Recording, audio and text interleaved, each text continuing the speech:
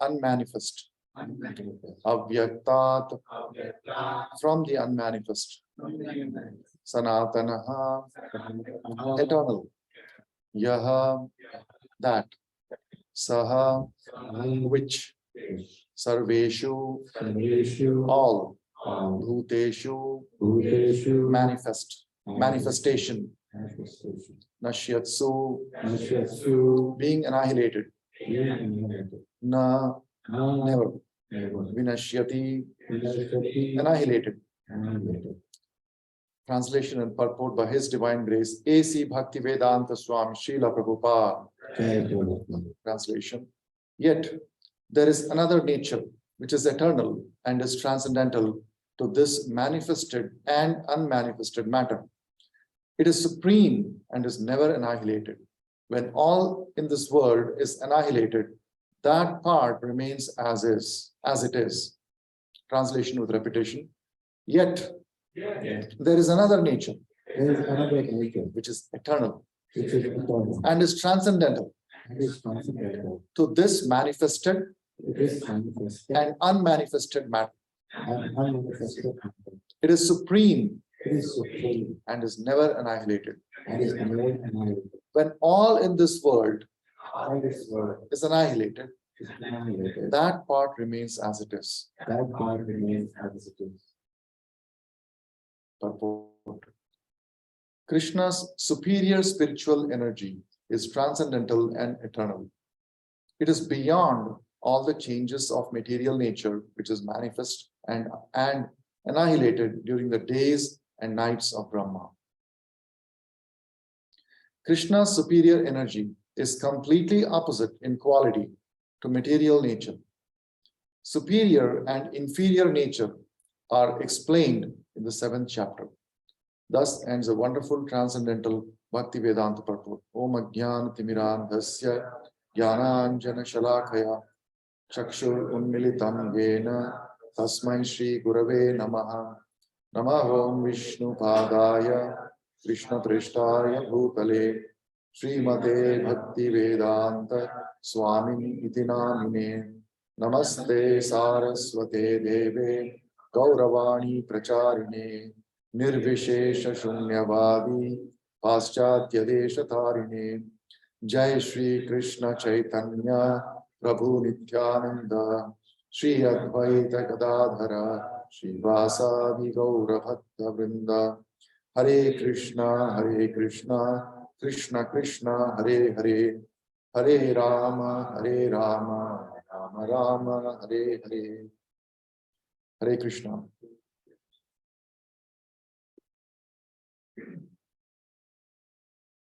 As with other verses in the 7th, 8th, and 9th chapter, this is yet another very important verse quoted by Srila Prabhupada many times. Parastasmat bhavonyo avyakto vyakta sanatana yasa sarveshu bhuteshu nashyatsu na vinashyati. Parastasmatu, but. So the but word is there because in the previous verses there is a description of repeated creation and annihilation of the material world. So after having described in detail the process of creation and annihilation and the vast expanse of time between each such cycle, now the Supreme Lord is trying to explain that, but despite all this repeated creation and annihilation, bhutva pralyate, again and again the living entities are becoming manifest, and again they're destroyed, they become unmanifest, and the duration of their unmanifested state is the same duration as a manifested state. So despite this, what appears to be an unrelenting cycle of creation and destruction, which looks very despondent and depressing, that every day of Brahma, living beings helplessly come into being, and by the night of Brahma, nightfall, 4.27 billion years later, they become unmanifest. And then for 4.27 billion years, the living entities are not exhibiting any manifested behavior. Then again, next day of Brahma, he wakes up in the morning and again he creates. Then for 4.27 billion years, the living entities' activities are manifest. Then again at night, day, night, keeps on repeating. For 30 days of Brahma, and then 12 months of Brahma, like that 1 year, then like that 100 years of Brahma's life is going on happening. And again, universe is destroyed. Then again, new universe is created. The process is repeated. So it is a helpless cycle, like that Groundhog Day movie or one of those other movies. I think there are other movies like that, right? What are the other movies? Day After Tomorrow, or no, not that. No. No, there is one movie in which somebody is stuck in the loop. Every day morning he wakes up, it's the same day. Huh? No, not Inception. Anyway, there are many movies like that in Hollywood, where you wake up and it seems like you're repeating the same day again and again. It's a very depressing thought. It's very difficult to get out of it. Groundhog Day is definitely one of them. There is one more recent movie. So any reader would be, what is this? This seems like it's not what I bargained for. This is, I thought, there'll be some sensation to this, because the very thought of going through primary education and secondary education and having to learn all those 17 tables in mathematics, just very scary. So, but Krishna says, no, it is not just this. There is some light at the end of the tunnel. There is something better that you can look forward to. That is explained in today's verse. And therefore, the word but is there. So although you've heard all this, but don't be depressed. Parastasmat bhavo nyo. Transcendent to all this manifested and unmanifested matter, there is a higher spiritual nature. And that nature is different from this nature that I have just been describing. And how is it different? It is paraha. Paraha is transcendental. And it is sanatanaha. Sanatanaha is eternal. So it is paraha and it is sanatanaha. And further, Krishna is, just in case you didn't get, sanatanaha by itself means never be destroyed. But he's further stressing Yasa sarveshu bhuteshu nashyasuna vinashyati. That transcendental nature, that which is eternal and transcendental, is supreme and is never annihilated. And further to qualify that never, when all of this world is annihilated, that part remains as it is. Because sometimes in Sanskrit, different words have different meanings based on context. For example, Chiranjeevi. What is Chiranjeevi? Eternally living, long lived. There are two meanings to it. Depends on the context. Chiranjeevi Bhava, like that you see in all various TV serials, or even at home, elders come, you offer your obeisances, they'll say Chiranjeevi Bhava. Or if it's a girl, they'll say Saubhagyavati Bhava. So Chiranjeevi can be taken to mean eternal, Chiram, or it can be taken to mean very long life, very long life. So it is said that there are some exalted living beings, personalities, who are considered to be Chiranjeevi. Many devatas are considered to be Chiranjeevi, but actually they are not eternal, right? There is a lifespan, there is a fixed lifespan. So depending on the context, some words have certain meanings, but Sanatana word is never used in any other context. The word Sanatana, when it's used, it always means eternal. There is no other meaning to that. But just to clarify that further, Krishna is giving this additional explanation that when all this world is annihilated, that part remains as it is. So Sanatana word, there should never be any confusion on that. Whenever the word Sanatana is used, it always means eternal. It never has a secondary meaning to it. Paraha. Paraha word can sometimes mean superior, elder, like that has got multiple meanings. But here Prabhupada has translated it to mean transcendental. And particularly transcendental to this unmanifested and manifested nature. It transcends material nature. So therefore, Paraha here means transcendental and is beyond this, the material nature. So that's what Krishna is talking about. So having described all the cycle of creation and destruction of the material universes, now Krishna is talking about, beginning to talk about the transcendental and eternal nature, which is never annihilated. And then there are subsequent verses where some stunning qualities of that nature is being described, which we will not go into today. But let's just focus on this part which is there in today's verse. We have all seen, I'll just go past this, yeah. So let me, before I go into detail, just purport is very, very short and powerful, as are other Prabhupada purports, which are very short, always pack a punch. Krishna's superior spiritual energy is transcendental and eternal. It is beyond all the changes of material nature. Krishna's superior energy is completely opposite in quality to material nature. And these two things about superior and inferior nature have already been covered in the 7th chapter. So this is the purport that is there. We have already seen that chapter 8 can be remembered with the acronym of DEAD, DEG. So the first section is talking about Arjuna's doubts being answered. And then the second section talks about the end of life, how if you remember Krishna at the end of life, then you don't come back to this material world.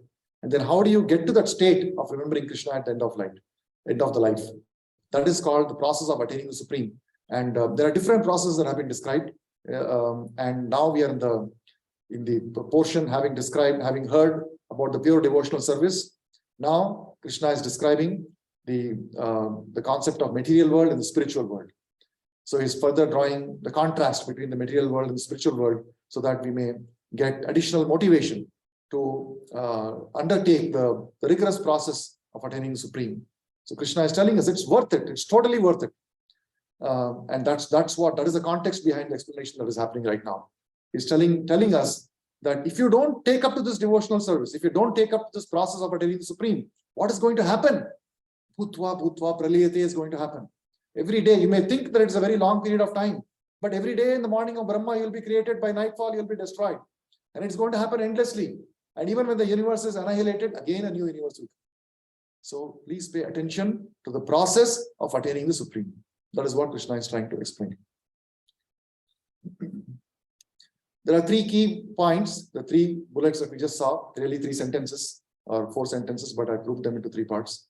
Description of the spiritual nature. And then there is a statement from Prabhupada that says that the Krishna's superior energy is completely opposite in quality to material nature. And in other places, Prabhupada describes this as antimatter. So let's look at that. And there are 2 types of Prakriti that have been described in 7th chapter, which Prabhupada is referring to in the purport. Let's also take a look at that. So we'll start with the spiritual nature. Srila Prabhupada has given a lecture on this particular verse, and he explains the concept of Sanatana using the analogy of a cloud. We have all seen cloud, right? We all, of course, seen clouds. And when the cloud is covering the sky, and recently there is atmospheric river in the state of California. I'm sure the entire state was covered with, or a good portion of the state must have been covered with thick clouds. There's absolutely no sun, and for days and days and days, heavy rains, downpour. And when you see that from a satellite image, I'm sure you see something which is looks really dangerous. I mean, storm and severe clouds covered in this way looks very dangerous. But if you zoom out a little bit, what you see is something slightly different. You zoom out, what you actually see is the clouds are not covering the entire planet Earth. Of course, they don't, right? So even when there is a severe atmospheric storm in California, what was happening in Massachusetts? We had quite warm, sunny days. And towards the end, of course, it started raining. But here it was not so cloudy. We had some good warm days, and sometimes it's cloudy also. But the clouds, they don't really cover the entire, even the vision from the earth itself. So Just because some portion of the earth is covered by these clouds, it doesn't mean that the entire sky, the entire universe is covered by the sky, by the clouds. Correct?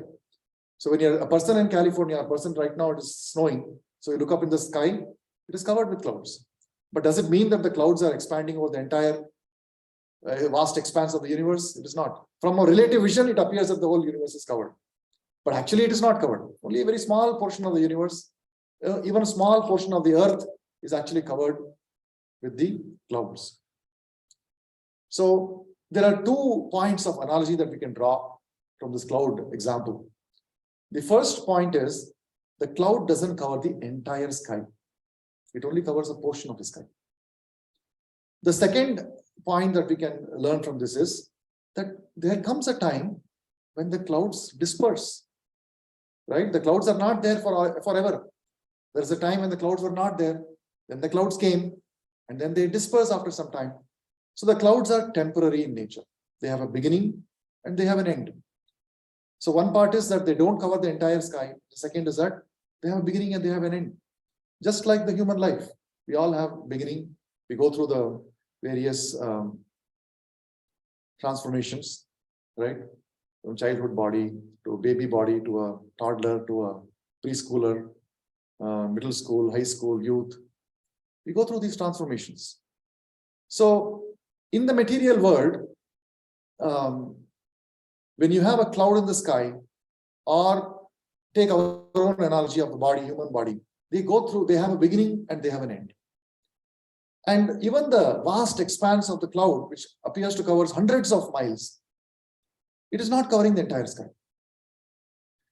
So this analogy is given to illustrate that this entire material creation that you see, entire cosmic manifestation, the material world, universe that you see, all the universes, all put together, even though it is unimaginably vast, it actually covers only a small portion of the spiritual sky. Beyond this material cosmic manifestation, there is a spiritual realm, the spiritual sky. And the entire sum total of the material manifestation only covers a small portion of the spiritual sky. And not only that, but the material manifestation goes through a cycle of creation and destruction. So what are the 2 analogies of the cloud and the material manifestation compared to the spiritual manifestation? Cloud doesn't cover the entire sky. Similarly, the material manifestation doesn't cover the entire vast expanse of the spiritual sky. The cloud has a beginning and an end, and the material universes, they also have a beginning and end. Whereas the spiritual sky remains as it is. It doesn't change. Just as you have the other Bhagavatam class a few months back, there was an example given of how you have when you have, say, impurities in the air. Let's say dust is going in the air. The air itself remains as it is. There is some dust in the air. The dust comes in the air and the dust goes away. But the air, it remains there. The air does not become dust. Correct? So similarly, when there is a material manifestation, the spiritual sky, and the material universes come and they get destroyed, the spiritual sky is not contaminated in any way by this appearance of clouds. From the vision of a person in the material atmosphere, it looks like the entire expanse is covered in matter. But actually, from a vantage point of a person in the spiritual atmosphere, this material creation is just a small portion of the entire creation. It is a very small, insignificant part of that. There is another example that is given, which is the example of a pot. The pot contains, this is a water pot, so it contains some water, but it is not filled to the brim, right? There is some water, there is also some space, empty space in the pot. You can say, in a way, you can say that the atmosphere around us, or the sky that is present all around us. The word sky here is used to represent really the space that's all around us. It's not just what is up there. Around us, what is there? There's also sky. It's all part of the sky. So in the pot, There is some water and there is some sky. And so what happens to the sky? Is the sky different from the sky around us, or is it part of the same sky? This matter has been researched by some people, and there are two different viewpoints on this. There is an impersonalist philosophy that uses this phenomenon to describe the impersonal nature of Krishna's superior energy that is talked about. They try to describe it as impersonal, and trying to describe it as impersonal, they use the analogy of this pot. So let us understand this analogy of this pot. So in the pot, there is water and there is space, correct? And at this point in time, one may argue, for the sake of argument, that the sky which is in the pot is distinct from the sky outside the pot. So there is a pot separating the two. What happens when the pot breaks? Let's say I put a stone or something, pot completely breaks open. Now what happens to the water? Of course spills, right? I think that is obvious. Water spills out. Then what happens to that space which is contained in the pot? What happens to the separation of that space in the pot versus the outside space? They merge. They merge with each other. You cannot differentiate. There's no distinction. Now if somebody tells me this amount of space was in the pot earlier, can you say like that? You cannot say that. Correct? That amount of space which was contained within the pot and the space that is outside are indistinguishable. You cannot make out that this particular space was in the pot was part of that sky or spirit. You cannot do that. So this argument has a name. There's this analogy is used to illustrate that when a living entity is covered by illusion, that living entity is analogous to the space contained within the pot. It appears different from the spiritual energy that's around. That's the transcendental energy that's been talked about here. And when the pot breaks, that is analogous to a spiritual, to the illusion of the living entity being removed. So when the living entity is an illusion, he is thinking that I am this body, I am the matter. Correct? So right now, what is our conception? We are thinking that I am this body, I am this matter. So we are not aware of the higher spiritual nature. We are not aware of the transcendental realm. So we are thinking that we are different. Again, I am talking about the Mayavadi analogy, impersonalist analogy. When this illusion is removed, the argument is that that living entity completely indistinguishable from the spiritual energy. And therefore, there is only one spiritual energy that permeates the entire cosmic manifestation of spiritual and material worlds. It is simply the notion that I am different from that is caused by illusion. And when that illusion is removed, I become one. This argument is called Ghatakasha Potakasha. Ghatakasha Potakasha. Ghata, Ghatam or Ghata means spot. Inside the pot, there is a sky. Ghata Akasha. And Potakasha. I'm not quite sure exactly what Pota means, but the word-to-word translation is not available. Broken. Pota means broken. Okay. Oh, Fata, like Fata, okay. So this, when the Ghata breaks, the Akasha, which is in the Ghatakasha, and it becomes one, united with the sky around. So Ghatakasha, Potakasha is an argument that is given. But in reality, Prabhupada explains in his lecture that this cannot be taken to compare with a living entity who's an illusion. And it's important for us to understand these analogies given by Acharya, because the analogies are given by impersonalists that are countered by the Acharya, because impersonalism is all around us. And we have all been exposed to impersonalist ideas from our very childhood. So we have very deeply ingrained impersonalist ideas, all of us, although we are unaware of it. So it's very important for us to understand why these examples, why these analogies there are given the impersonalist arguments why they are wrong.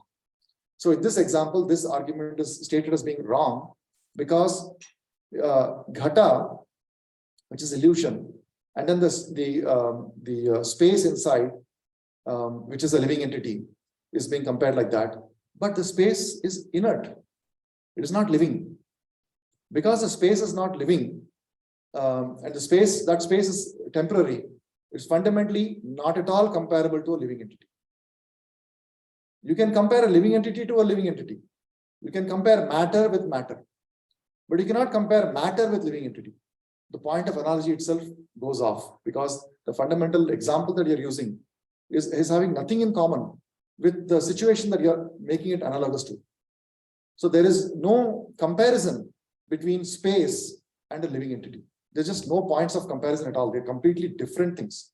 One is an inert substance, space. The other is a living being, a conscious, cognizant living being. You cannot compare the two.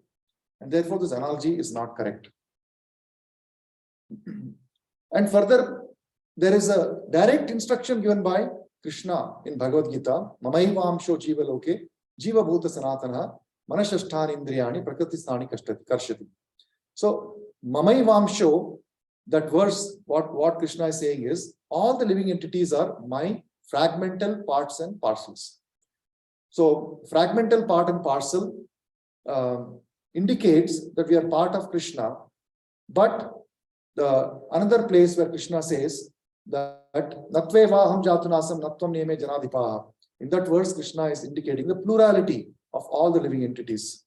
And therefore, Krishna has indicated that all the living entities are distinct individuals.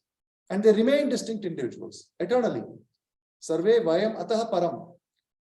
Here, in that verse, the word Vayam means all of us. And Krishna is referring to all the soldiers in the battlefield, Arjuna, Kauravas, Pandavas, everybody. All of us are eternal. If we our Ghatakasha, Putakasha example, analogy were to be true, then when an individual becomes liberated, what should happen? They should no longer be individuals. They should merge, correct? But Krishna is saying that all the individuals in the battlefield remain individuals eternally. Therefore, even though individuals are living parts and parcels of Krishna, but at the same time, they are individuals. And therefore, this Ghatakasha, Putakasha analogy, it doesn't really hold water. Prabhupada gives one more example of to make us understand. How do we understand? Because in our experience, it's very difficult for us to accept or imagine what it means to be an eternal person. What it means to be an eternal person. If I were to ask somebody, how are you doing today? Very common greeting. How are you doing? Right? But what is the answer? Oh, I'm doing great. The same answer will come even from a person who is in hospital with 24 broken bones. It's just a formality, correct? That's not a real answer. If you ask anybody, they'll actually say, no, I feel quite ordinary. I don't feel like I'm an immortal and eternal Sanatana person at all. I've seen all my relatives, so many of my known persons getting old, dying, and I myself can experience that my body has deteriorated from my youth. So we don't have any experiential understanding of what it means to be eternal. Very difficult for us to accept that there is some place where if we go there, we can experience eternal life. Or even right here, our spirit spark is an eternal spirit spark that actually is completely free from any kind of material contamination or any kind of suffering of birth, death, old age, and disease. That spirit spark actually is free from all of that. But that seems very far-fetched because that's not our experience. That's not what we experience every day. When we wake up, we have aches all over the body. We don't wake up in the morning itself, right? So by the time we go to bed, we're so tired. Where is this question of giving some pie in the sky answer of, eternal spiritual world where there is no birth, death, old age, no suffering, complete absence of any kind of suffering, Vaikuntha. If I were to say that, it seems so far-fetched that it appears that this is not something that I should be striving for. Let me instead settle for the small pleasures that are available in this world. Maybe one ice cream, one samosa, one chole bhature.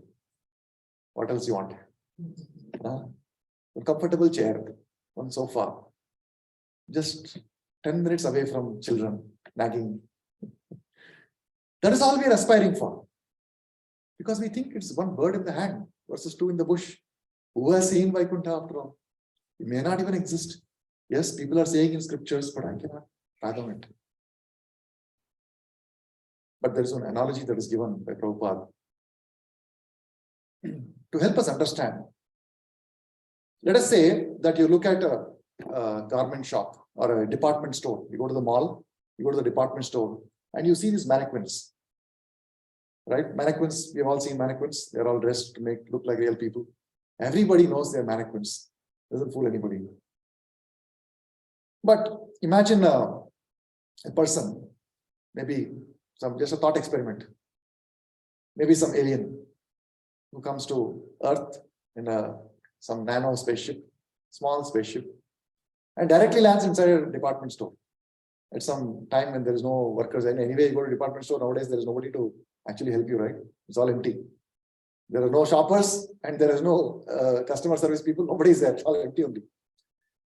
So one spaceship comes and lands there, and it looks at this mannequin, and it thinks, oh, living entities in planet Earth are like this.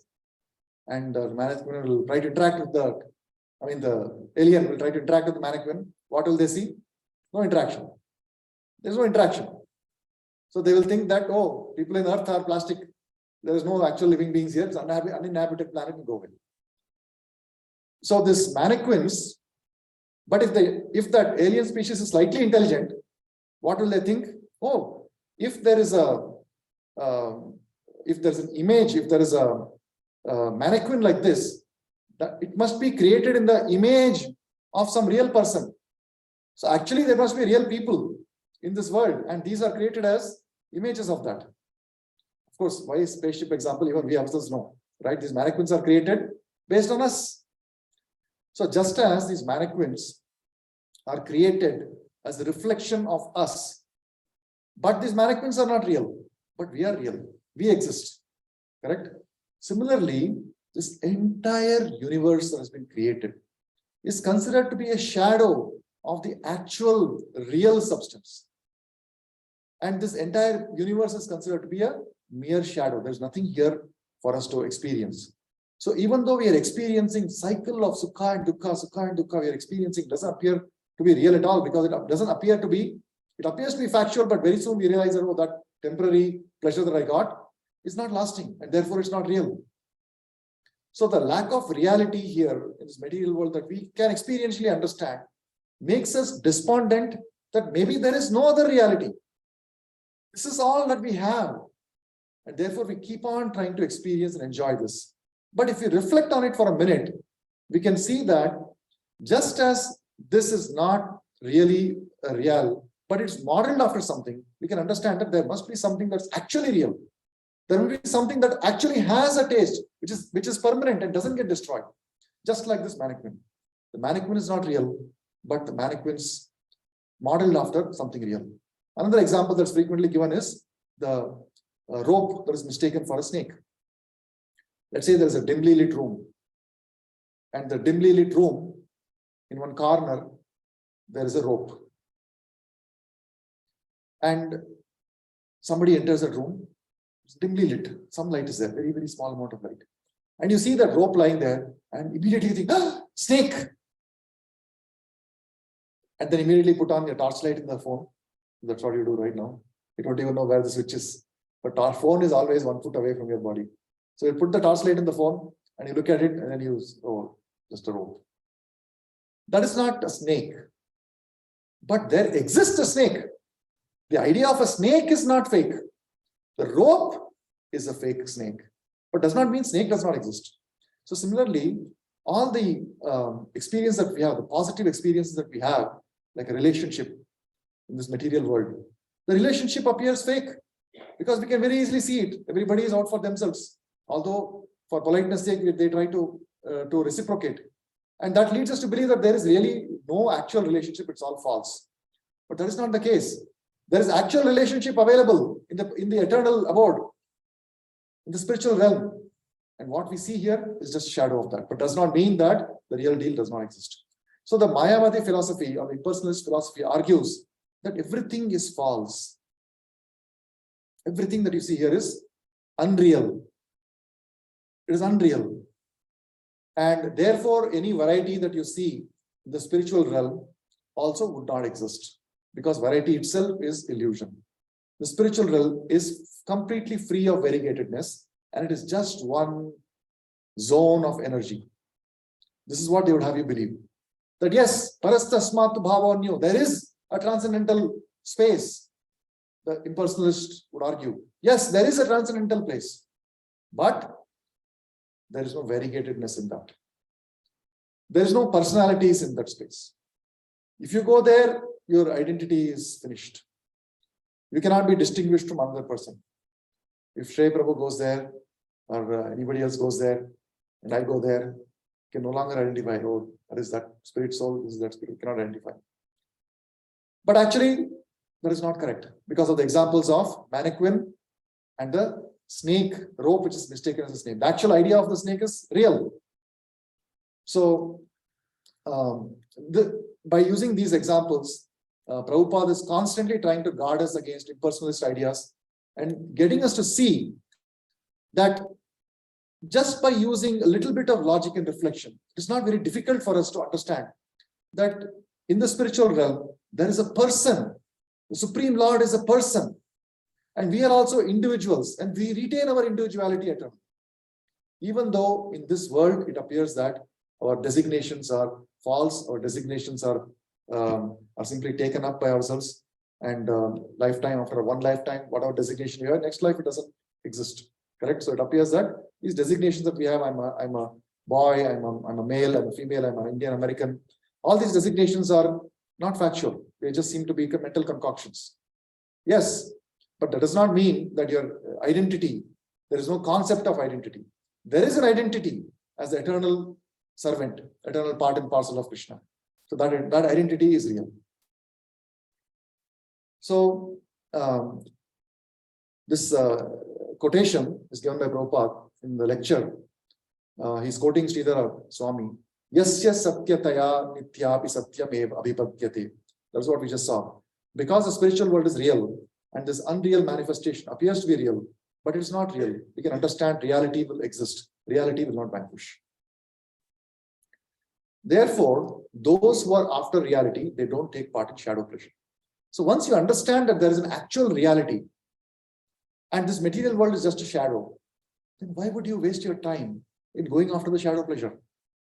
It is like trying to, let's say you have a nice samosa which is kept, and next to that there is one bowl of water, and the samosa's reflection is in the water. Will you try to eat the samosa or the reflection? What will you try to eat? Assuming that you like samosa. Okay, I'm assuming, I think everybody likes samosa. Is there anybody who doesn't like samosa? Raise your hands. Anybody doesn't like samosa? Oh, I think Jay Prabhu doesn't like. He likes? Okay. So if there is a samosa and there's a reflection of samosa, what will you eat? What will you try to eat? Samosa. Obviously, you try to eat the samosa, correct? So natural, it is not that it is only liberated person or something, just intelligence. If a person can understand that there is reality, which is never vanquished, that remains always, and in that there is no kunta, it is Vaikuntha. That is a real samosa. Why would you ever try to take the shadow samosa? You would never do that. Correct? So that is given in Bhagavad Gita. Yehi samsparshaja bhoga dukkha yona evate adi antavanta kaunteya nateshu ramate buddha. So Buddha people, intelligent person, they don't take part in sources of misery which are due to contact with material senses. O son of Kunti, such pleasures have a beginning and an end. So wise man does not delight in them. So we have to look at ourselves in the mirror internally and ask ourselves, we think we are intelligent. You ask anybody, nobody will say that I'm dumb. Right? We all think we are intelligent. So as an intelligent person, the question is, why do we go after the shadow of samosa when the actual samosa is sitting there? So this is why it is said in Padma Purana, Ramante yogino anante satyanande chidatmani iti rama padenashau param brahma abhidiyate param brahma abhidiyate. That is, the mystics, yogino, derive unlimited transcendental pleasures. Ramante anante. Ramante means pleasure, transcendental pleasure. Anante is unlimited, unending. Satyanande chidatmani, from the absolute truth. And therefore, the supreme absolute truth, the personality of Godhead, is also known as Rama. So very soon, in a few days, we will have this festival, Nityananda Trayodashi, Nityananda Rama. So those who are intelligent will actually take shelter of Nityananda Rama. And why is he called Rama? Because you can derive unlimited transcendental pleasure in your relationship with the Supreme Lord. Therefore, Supreme Lord is called Nityananda Rama.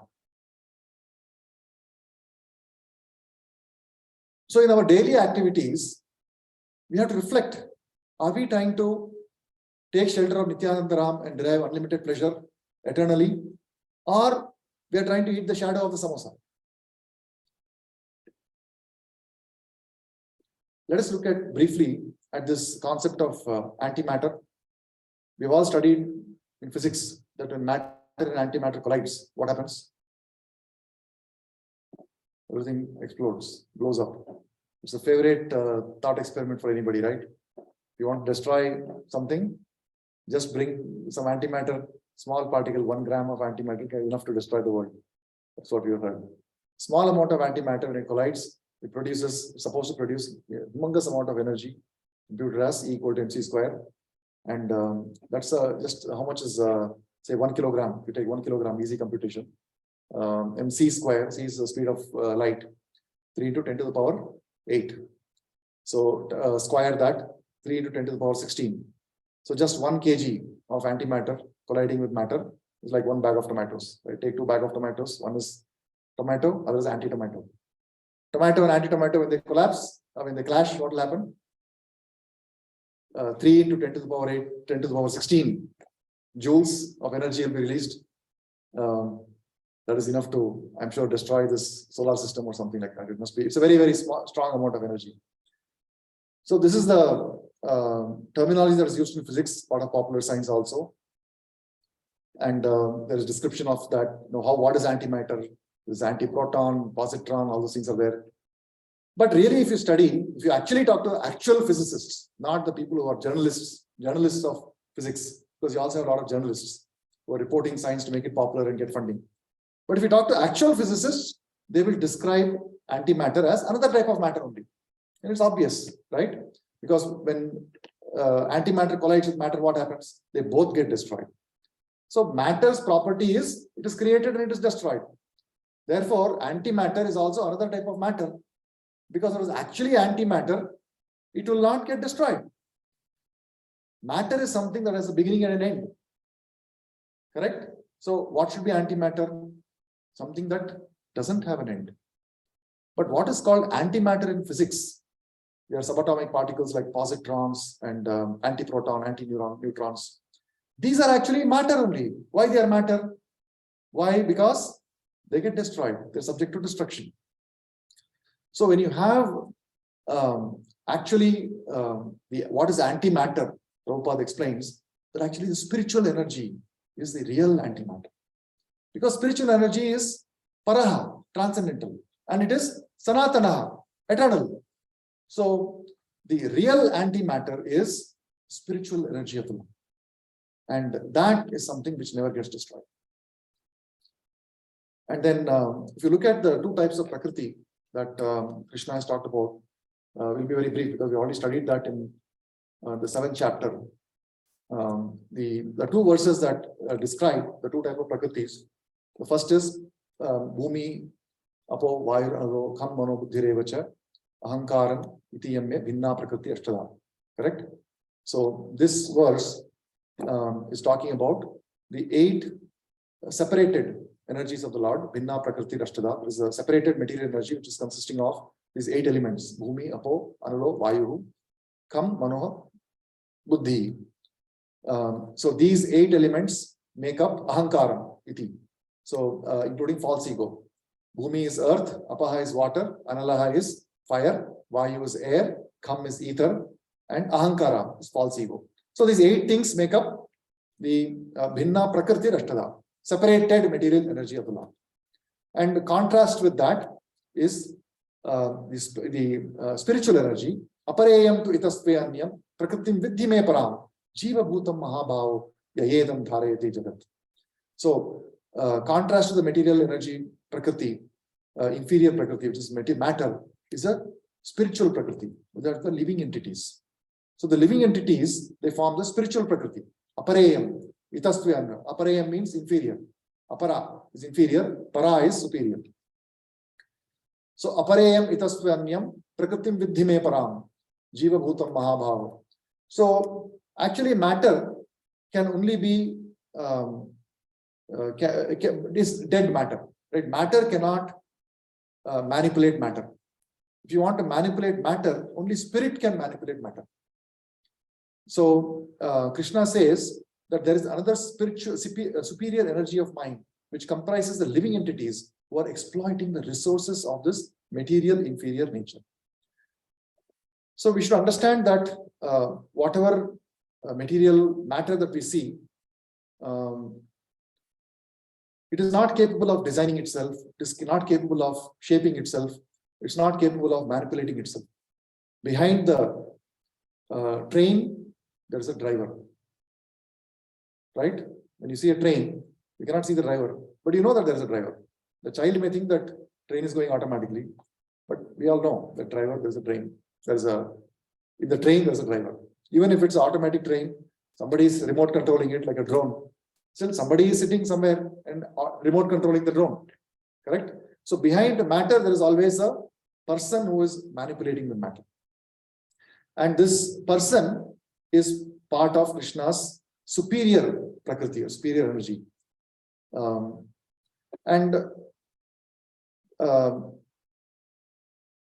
the degree that the person is surrendering, actually by the powers delegated in the living entity, is actually able to manipulate. But otherwise, it's actually the Krishna directly who's manipulating. For example, there is a living entity, and living entity desires to manipulate matter in some way.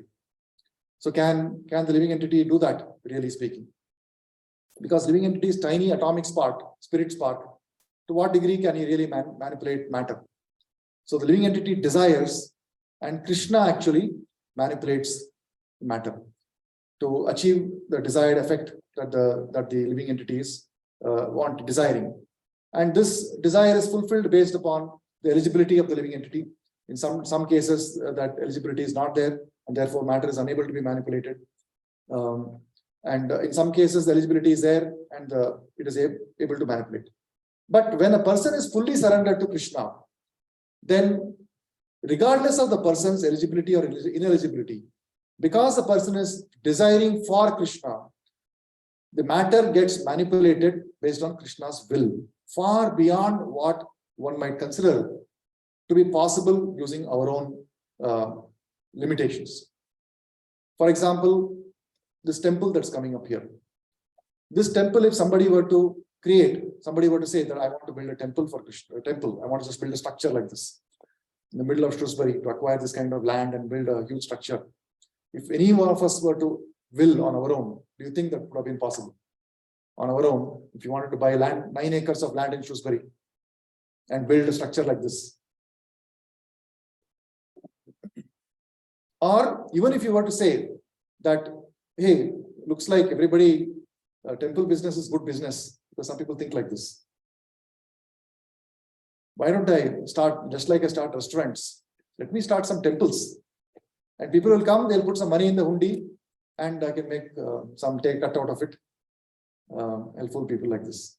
There are many temples like that. So in such cases, the laws of karma apply. Some people have karma, they can misuse their independence and they can build something.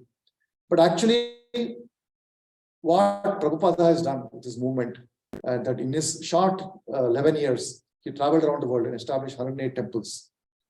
And his movement is still continuing, where there are so many temples of Srila Prabhupada coming up all over the world.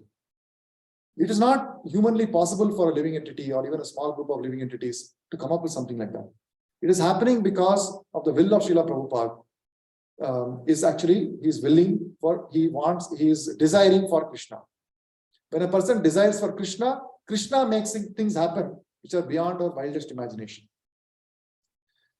The Prabhupada gives the example of the sparrow. The sparrow is trying to empty there's an ocean that has come to take away the sparrow's eggs. The sparrow becomes very angry at the ocean and tries to take the water from the ocean and drain the ocean.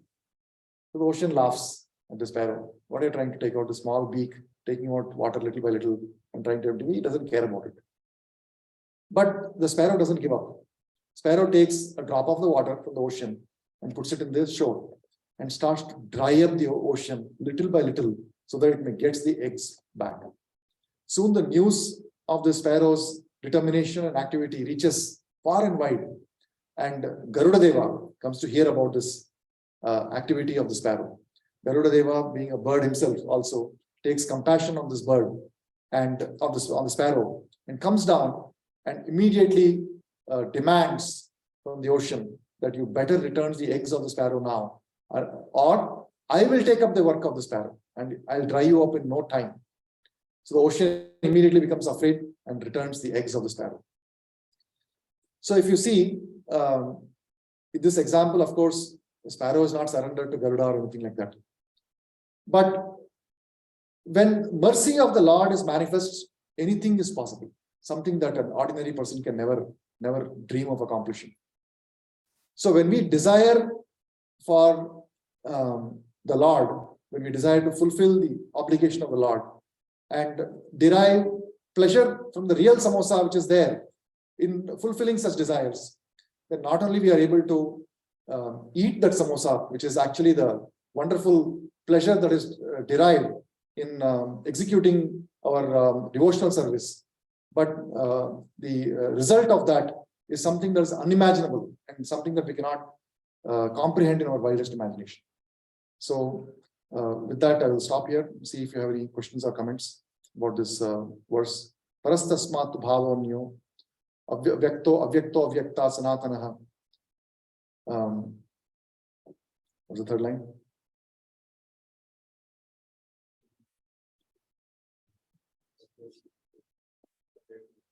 Yasa sarveshu bhuteshu nashyatsu na vinakshati. Nashyatsu na vinashyati. Yasa sarveshu bhuteshu nashyatsu na vinashyati. So it seems like a very simple concept, but we don't really accept it. We don't really accept these concepts. So these analogies of the cloud, the analogy of the mannequin, these are all very analogy of the pot, which is a wrong analogy.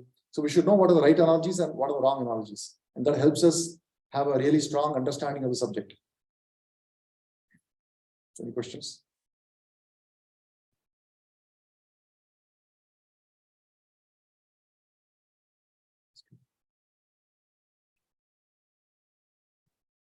Hare Krishna, thank you very much. So, when a living entity has a desire to manipulate matter on Krishna's behalf, is the living entity still desiring to control? No. No. No.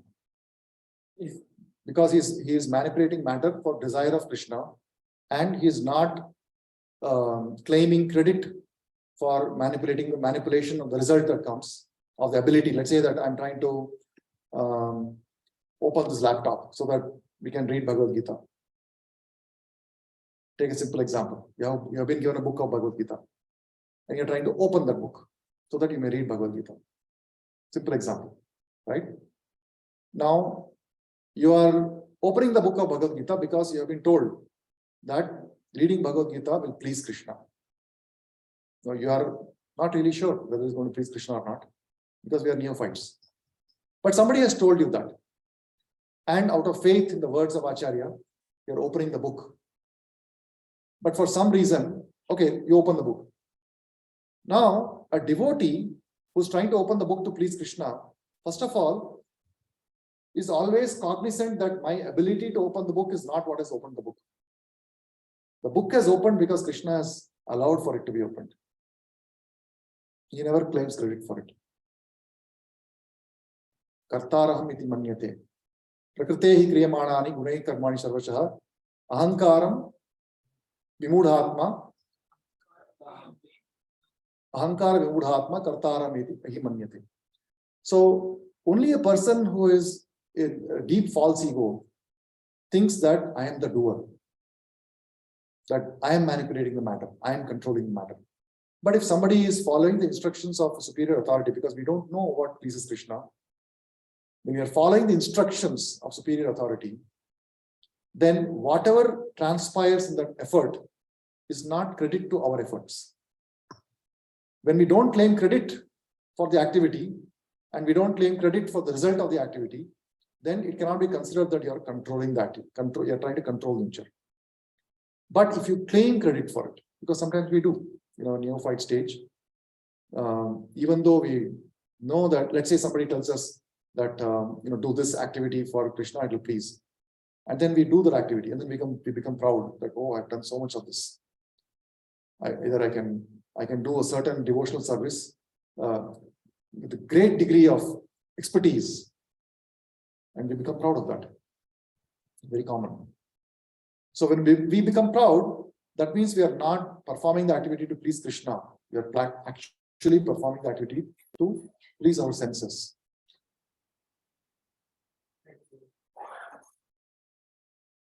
Any other questions?